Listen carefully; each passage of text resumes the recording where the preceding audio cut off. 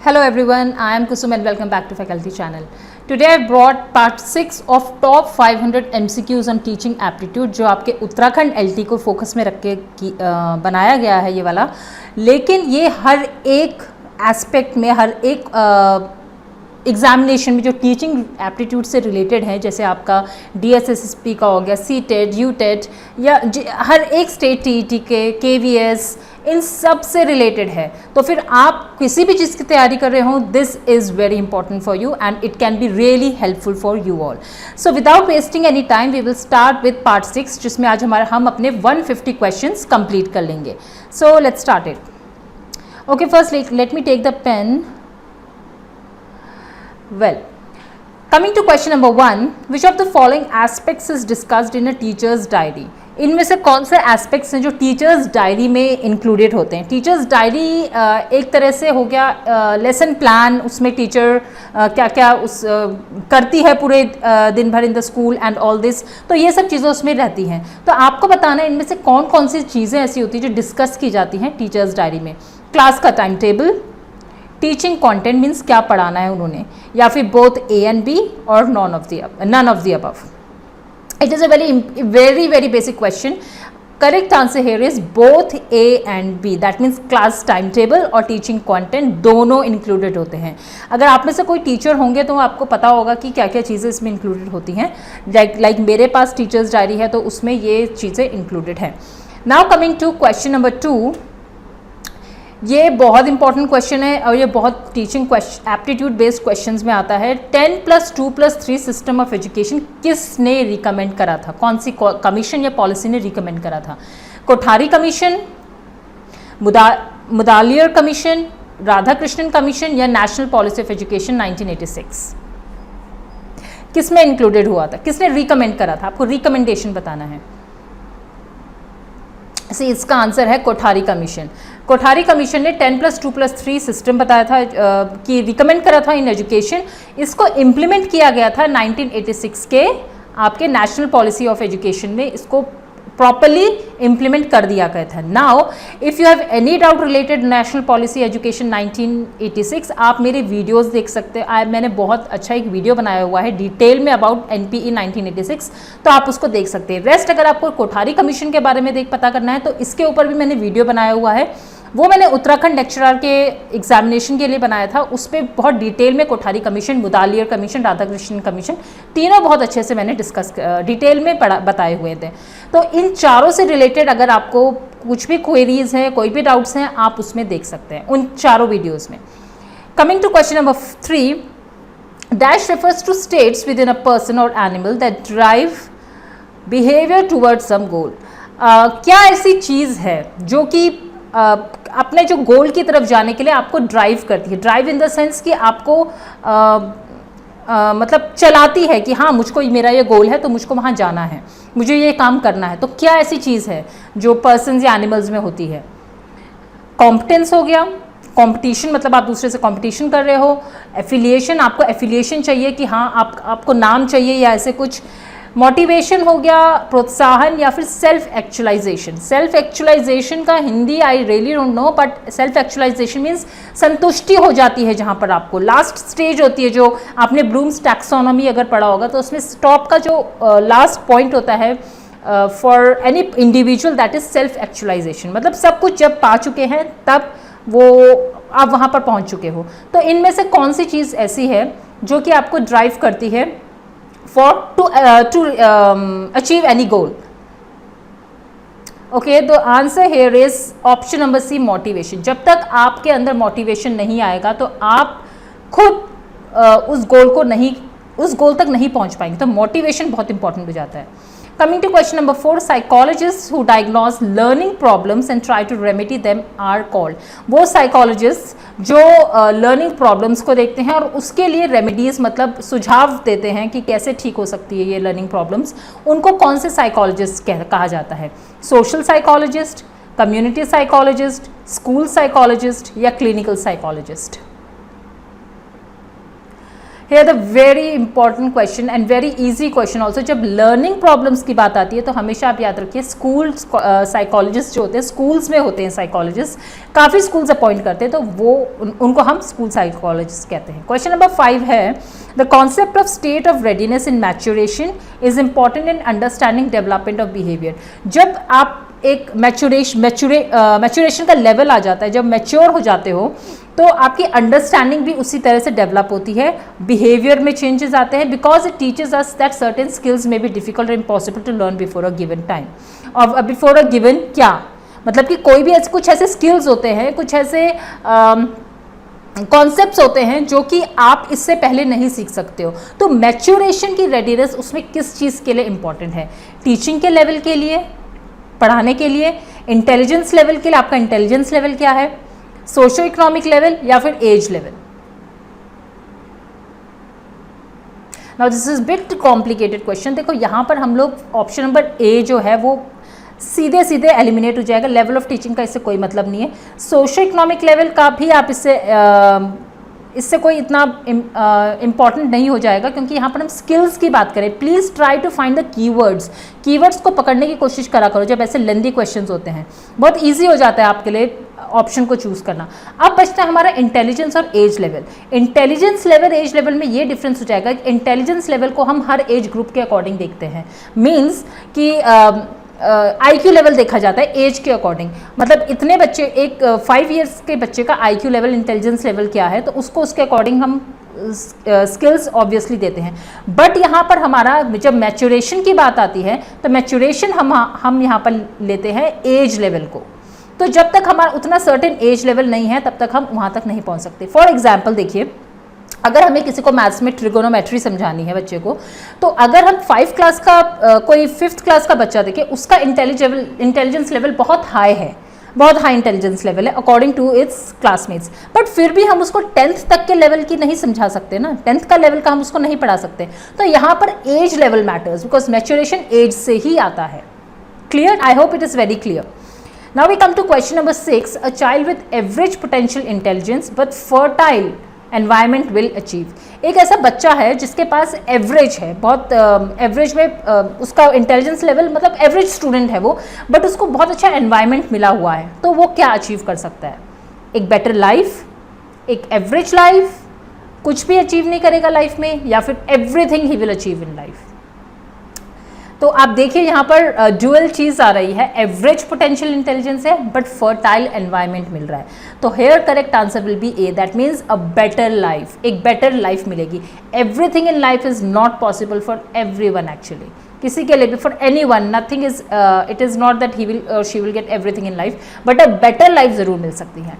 Coming to question number 7, siblings, parents, teachers, ये important source किस चीज़ के लिए होते हैं? बच्चों के लिए किस चीज़ के लिए इंपॉर्टेंट सोर्स होते हैं? मोटिवेशन के लिए, इंफॉर्मेशन प्रोवाइड करने के लिए, ओपिनियंस देने के लिए, या एटीट्यूड्स दिखाने या फिर बताने के लिए?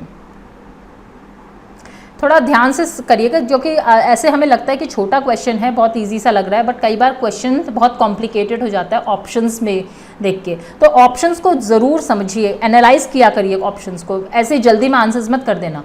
Hair the correct answer will be motivation. जब भी हम देखते हैं लर्निंग की कोई बात है, किसी भी चीज़ की, तो हमारे सिबलिंग्स, पेरेंट्स, टीचर्स हमें हमेशा मोटिवेट करते हैं। इन्फॉर्मेशन ज़रूरी नहीं है कि सिबलिंग, पेरेंट्स या टीचर्स ही दें, ओपिनियंस भी देना ज़रूरी नहीं है, कोई भी ओपिनियन दे देता है। एटीट्यूड्स बहुत लोग दिखाते हैं, बहुत लोग बताते हैं एटीट्यूड्स के लिए, बट मोटिवेट अगर हम देखें तो जितने अच्छे से हमें हमारे भाई बहन, पेरेंट्स और टीचर्स करते हैं, उतना कोई और नहीं कर सकता। सो motivation is the correct answer.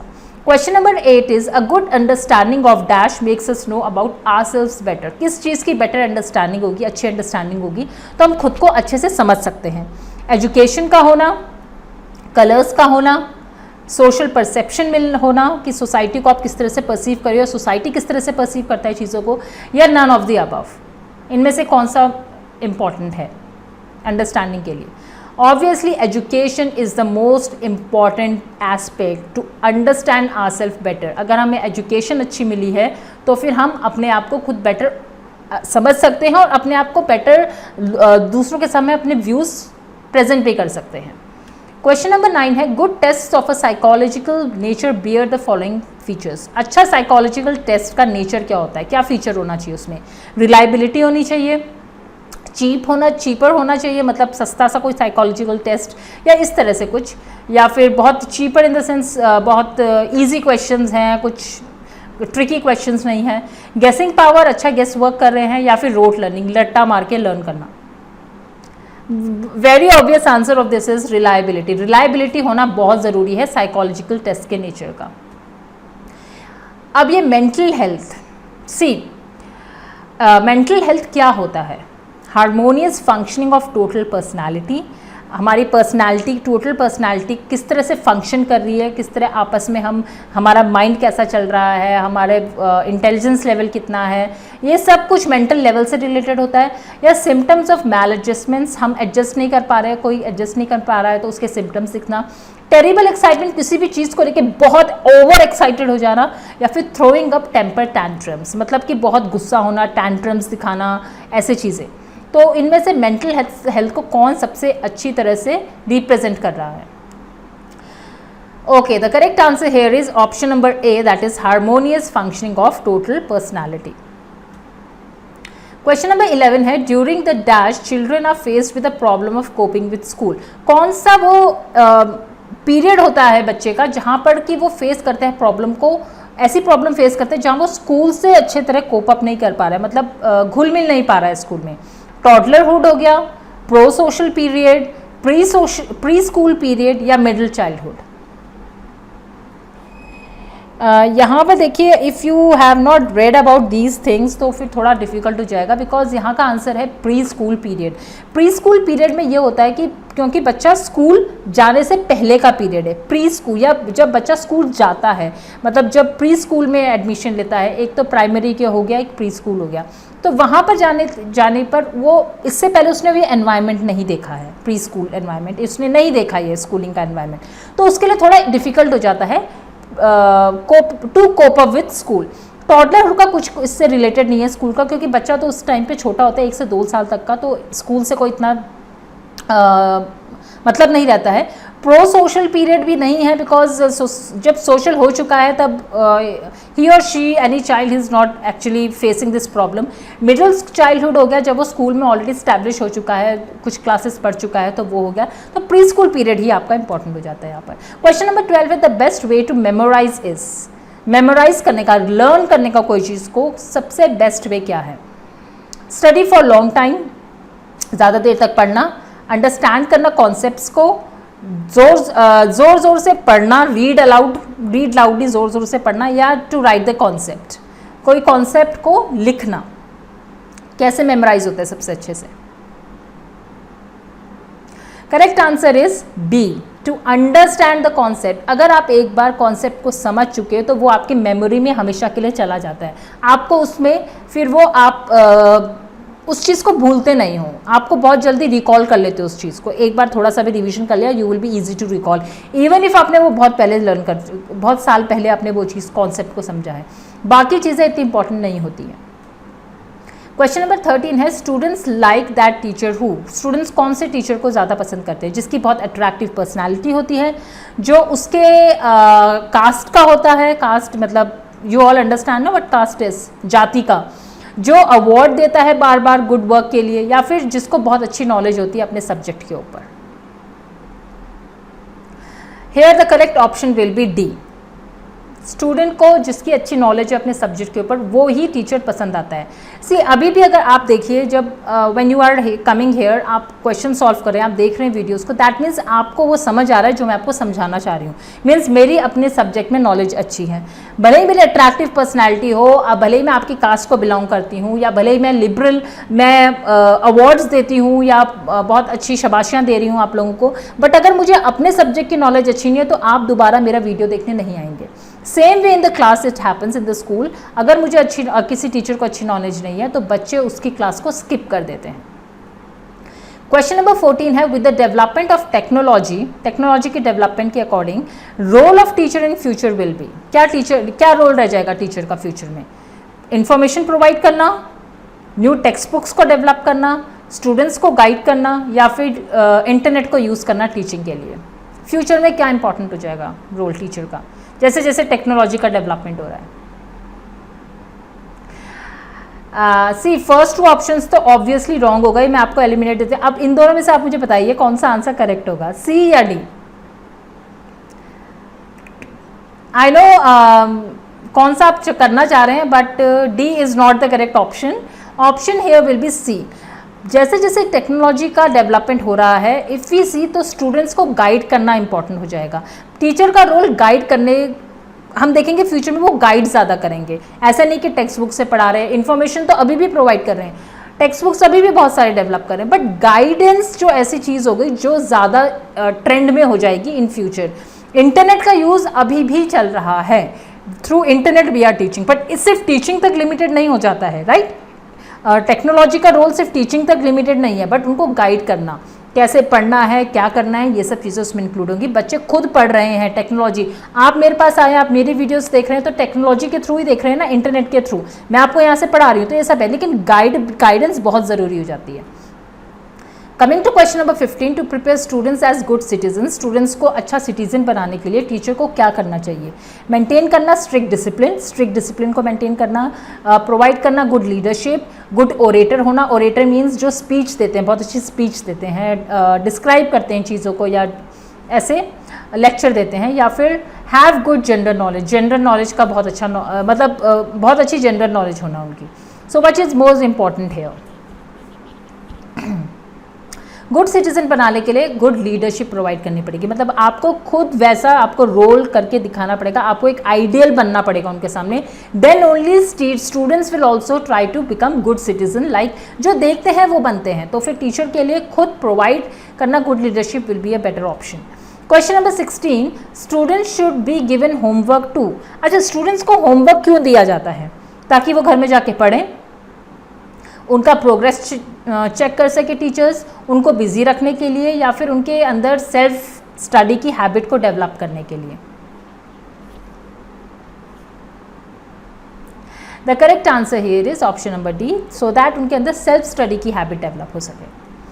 Question number 17, the purpose of national education policy is. अब मैं देखती हूँ इसमें आप में से कौन सही करेक्ट आंसर देता है। Purpose of national education policy, जब भी कोई नेशनल एजुकेशन पॉलिसी बनती है तो उसका पर्पस क्या होता है?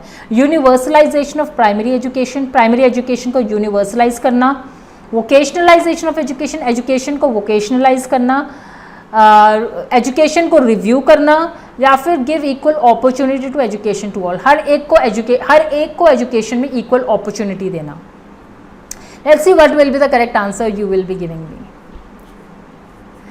Okay, here the correct answer will be to review the education. आप देखते हो time to time education policies आती हैं। सबसे पहले एजुकेशन पॉलिसी पहले ब्रिटिशर्स के टाइम पे बहुत सारी आई थी, बट जब से इंडिपेंडेंस मिला है तब से टाइम टू टाइम जो एजुकेशन पॉलिसीज आई हैं, 1968 में आई थी आपकी इंदिरा गांधी गवर्नमेंट के टाइम पे, फिर 1986 में आई थी राजीव गांधी गवर्नमेंट के टाइम पे, उसके बाद 1992 में रिव्यू हुआ था किसका, इसमें कुछ चीज़ें और ऐड करी गई थी 1992 में, दो वो प्रॉपर एजुकेशन पॉलिसी नहीं थी, पर 1986 वाले में ही कुछ ऐड करके 1992 का लाए थे। आफ्टर दैट उसके बाद अब सीधे टाइम 2020 में आई है, जो आपकी अभी लेटेस्ट नेशनल एजुकेशन पॉलिसी आई है 2020। तो ये एजुकेशन पॉलिसीज रिव्यू करते हैं एजुकेशन को, मतलब एजुकेशन में क्या सिस्टम चल रहा है, उसमें क्या सुधार लाने चाहिए, क्या चीज़ें ऐड करनी चाहिए, वो इसका पर्पस होता है। अब यहाँ पर यूनिवर्सलाइजेशन सिर्फ प्राइमरी एजुकेशन तक लिमिटेड नहीं है, सिर्फ वोकेशनलाइजेशन नहीं देखा जाता है एजुकेशन में, या सिर्फ ये नहीं देना सर्व शिक्षा अभियान वाला कॉन्सेप्ट नहीं है कि सिर्फ एजुकेशन पॉलिसी यही प्रोवाइड करेगा, बट इसका मेन एम होता है रिव्यू करना एजुकेशन को।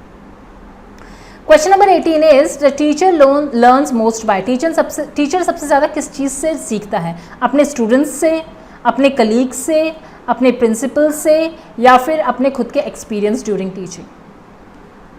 ये बहुत इजी आंसर है, I don't think we should give more time for this. Option number D, अपने खुद के एक्सपीरियंस और ट्रेनिंग से ही टीचर सबसे ज़्यादा सीखता है। Question number 19 is on first day in a class you will. सबसे पहले आप क्लास में एंटर होते हो, आप क्या करोगे? फर्स्ट चैप्टर स्टार्ट कर दोगे पढ़ाना, अपना बच्चों का इंट्रोडक्शन लोगे और खुद को इंट्रोड्यूस करोगे, एक्सप्लेन करोगे सिलेबस को, या फिर रूल्स और explain the rules of schools and your teaching way. आप बताओगे कि स्कूल्स के क्या रूल्स हैं और आप अपना टीचिंग मेथड बताओगे कि मैं इस तरह से पढ़ाऊंगा या पढ़ाऊंगी।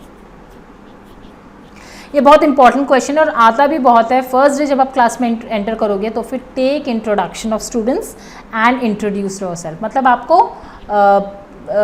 उनका भी इंट्रोडक्शन लेना है स्टूडेंट्स का, आपको पता होना चाहिए वो क्या है, किस बैकग्राउंड से आए हैं, और आपको खुद को भी उनको इंट्रोड्यूस करना है। Question number 20 is the standard of education can be raise by, education का स्टैंडर्ड कैसे रेज किया जा सकता है?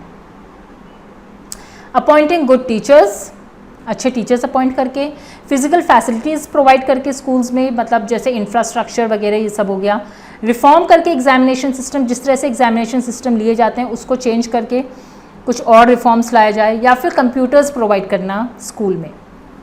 सिर्फ I am again repeating, please read the question carefully. Question अगर आप ठीक से नहीं पढ़ोगे तो ऑप्शंस में आप कंफ्यूज हो जाओगे और गलत टिक कर दोगे। The correct answer here is option number A, appointing good teachers. Standard education का मेंटेन करना है आपको, स्कूल्स का मेंटेन नहीं करना है, okay?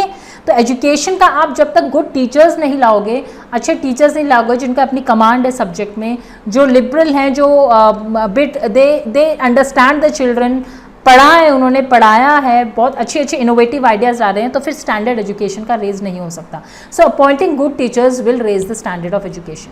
Question number 21 is purpose of establishing Navodaya schools is. अभी लेक्चरर के एग्जाम में भी एक मॉडल स्कूल्स के ऊपर एक क्वेश्चन आया था, उसमें बहुत से लोग कंफ्यूज हुए थे, तो ऐसे क्वेश्चंस आते हैं, so please be prepared with such type of questions.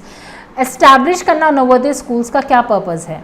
Complete करना सर्व शिक्षा अभियान रूरल एरियाज़ में, या रूरल एरियाज़ में गुड एजुकेशन प्रोवाइड करना, या फिर वेस्टेज चेक करना एजुकेशन की इन रूरल एरियाज़, या फिर to increase number of schools in rural areas. अब यहाँ वेस्टेज का मैं आपको मीनिंग बता देती हूँ। यहाँ पर क्या होगा, वेस्टेज मीन्स जैसे कि बच्चे जो आउट हो जाते हैं स्कूल से, निकल जाते हैं किसी ना किसी तरह से, कुछ कोई भी कोई भी रीज़न हो सकता है, या फिर जो बच्चे फेल हो जाते हैं तो एक ही क्लास में रह जाते हैं, तो उनका एक साल वेस्ट हो जाता है, राइट? एक साल वो वेस्ट हो गया, तो वो वेस्टेज हो गया एजुकेशन में। तो इनमें से आप बताइए कौन सा ऑप्शन करेक्ट होगा? सर्व शिक्षा अभियान हो गया, या गुड एजुकेशन प्रोवाइड करना, वेस्टेज चेक करना, या फिर नंबर ऑफ स्कूल्स इंक्रीज करना। Here your correct answer will be to provide good education in rural areas. इसीलिए नवोदय विद्यालय स्कूल्स जो थे उनको मेन पर्पस यही था कि अच्छी एजुकेशन रूरल एरियाज तक भी पहुँचे। क्वेश्चन नंबर 22 है, during teaching a teacher gives example. Teaching के टाइम पे टीचर एग्जाम्पल्स क्यों देते हैं? कोई भी टॉपिक से रिलेटेड, कुछ भी टॉपिक करा रहे तो उससे रिलेटेड एग्जाम्पल्स दिए जाते हैं, क्यों? स्टूडेंट्स का अट्रैक्शन, अटेंशन गेन करना, लेसन को इंटरेस्टिंग बनाना, लेसन को एक्सप्लेन करना, या फिर कंटिन्यू करना लेसन को फॉर अ लॉन्ग टाइम, मतलब ज़्यादा टाइम लेना लेसन को पढ़ाने में। क्यों एग्जाम्पल्स का यूज़ किया जाता है? आई नो आपको ऑप्शन कौन कौन से ऑप्शंस में थोड़ा प्रॉब्लम होगा। सिर्फ सबसे पहले डी तो हम रॉन्ग कर देते हैं, ये बहुत ही नेगेटिव ऑप्शन हो गया आपका। अट्रैक्ट स्टूडेंट्स अटेंशन टीचर के लिए, इट्स नॉट कि इसी चीज़ से अट्रैक्ट होगा। अब आते हैं बी और सी में, तो करेक्ट आंसर हमारा है एक्सप्लेन करना लेसन को। अब क्यों है ये? बिकॉज जब आप कोई भी टॉपिक जो जिसमें आप फंस जाते हो, जिसमें first in the sense students नहीं समझ पाते हैं, तो आप उसको रिलेटेबल एग्जाम्पल्स बताते हो, जिससे कि बच्चे उसको रिलेट करके वो जो टॉपिक आप पढ़ा रहे हो, लेसन पढ़ाते हो, उसको समझ जाते हैं। लेसन को इंटरेस्टिंग बनाने के लिए अगेन यही कोई एक तरीका नहीं है एग्जाम्पल्स देने का, बट और भी बहुत सारे टीचिंग एड्स आप यूज़ कर सकते हो। So correct option will be C. Question 23 is students are not taking interest in your teaching then you will. अगर स्टूडेंट्स आपकी टीचिंग में इंटरेस्ट नहीं ले रहे हैं तो आप क्या करोगे? उनको इग्नोर कर दोगे, उन क्लास ही छोड़ दोगे, you will leave the class.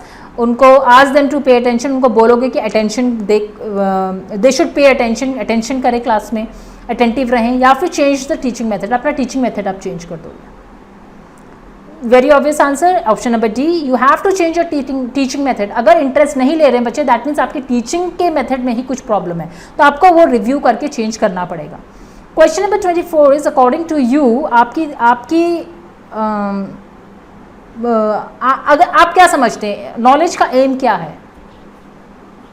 To provide knowledge provide करना, पर्सनालिटी को डेवलप करना, अच्छा सिटीजन बनाना, या फिर सोसाइटी को रिफॉर्म करना। एजुकेशन का मेन एम क्या है?